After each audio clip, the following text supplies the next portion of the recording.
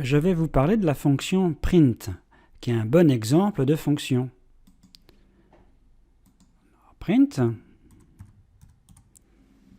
Alors vous voyez tout de suite, vous avez comme aide contextuelle tous les paramètres de la fonction print.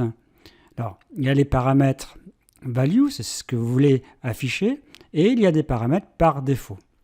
Alors sep, ça va être le séparateur entre toutes les valeurs ici, et n égale ce que vous voyez ici, ça permet, après le print, d'aller à la ligne. Donc par défaut, une fois que vous avez écrit un print, ça va à la ligne.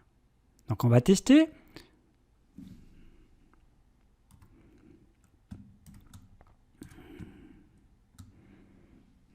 Je mets qu'une seule valeur.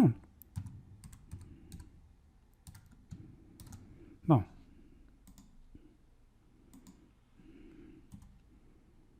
Alors il y a une erreur. Pourquoi? Parce qu'ici, il doit manquer une parenthèse. Alors regardons. 1, 2, ça va bien à la ligne. Alors, si je veux que ça n'aille pas à la ligne, je vais mettre ici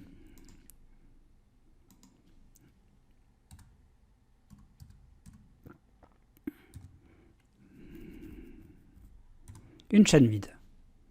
Donc je change la valeur par défaut. Et vous voyez, ça ne va pas à la ligne. Alors évidemment, j'aurais pu faire comme ça.